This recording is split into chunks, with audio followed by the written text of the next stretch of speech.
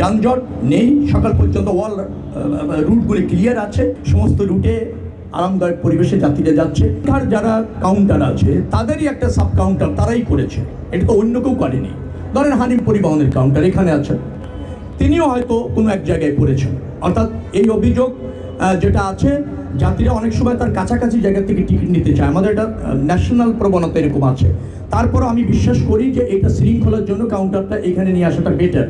তো আমরা এই ধরনের কাউন্টার যেগুলি আছে পরবর্তীতে চিন্তা করব এবং মালিকদেরকে অনুরোধ করব যে তাদের কাউন্টার যত্র তত্র অলিতে গলিতে যে কোনো আবাসিক এলাকায় অথবা কমার্শিয়াল এরিয়ার মধ্যে না রেখে বাস কাউন্টারে তারা কাউন্টারগুলি যেন নিয়ে আসে। তাদের একটা সময় আমরা বেঁধে দেবো এই আপনার ঈদের পর, এবং এটা আমরা এর পরবর্তীতে খুব স্ট্রংলি মনিটরিং করব, কিন্তু শিফট করার একটা সময় তো তাদেরকে দিতে হবে।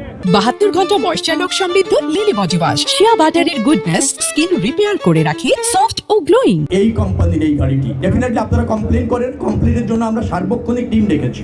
এখন দেখেন চলার পথে অনেকে অনেক সময় এই চাপের কারণে সুবিধা নেওয়ার চেষ্টা করে। যেমন আমি বললে আপনি বুঝবেন, কালকে নবীনগর এবং আপনার এই বাইপাইলে দুটি পরিবহন তারা 100 টাকা বেশি নেওয়ার চেষ্টা করতেছে। যাত্রী কমপ্লেন করেছে, সাথে সাথে সেখানে মোবাইল টিম গিয়ে তাদেরকে 10,000 টাকা ফাইন করেছে। এবং এটাই যথেষ্ট নয়, ঈদের পরে আমরা আরও বেশি অ্যাকশনে যাব, কেন তারা এই ব্যবসায় ঘটাতে চাইলো। একই অবস্থা চিটাগাং রোডে যদি আপনি যান, নীলাচল এবং ইকোনো এই দুটি পরিবহনও ওখানে বেশি ভাড়া নেওয়ার একটু চেষ্টা করেছিল।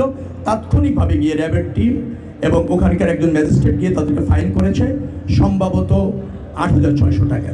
তো এরকম যেখানেই ব্যত্যয় ঘটনার একটা প্রবণতা যে নাই আমি তা বলছি না, কিন্তু আমরা ম্যানেজমেন্টের মাধ্যমে রাষ্ট্রের যে দায়িত্ব, আমাদের মন্ত্রণালয়ের যে দায়িত্ব, আইন শৃঙ্খলা রক্ষাকারী বাহিনীর যে দায়িত্ব, সেটা দিয়ে আমরা এই পরিস্থিতি নিয়ন্ত্রণ করতে সক্ষম হয়েছি বিধায় আমি দাবি করব যে সক্ষম হয়েছি।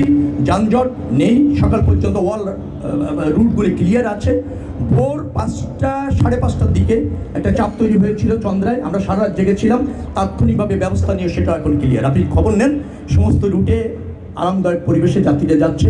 বিচ্ছিন্ন চাপ থাকে, কিন্তু সেটা আমরা ট্যাকেল করতে সক্ষম হয়েছি, ম্যানেজ করতে সক্ষম হয়েছি। যাত্রীর চাপে কাউন্টার সে আসতে পারছে না, ধরেন এই গাবতলিতে আসবে, তো হিমায়তপুরের ওখানে এই যাত্রীরা সেই গাড়িতে উঠে পড়েছে, তাকে যেতেই হবে।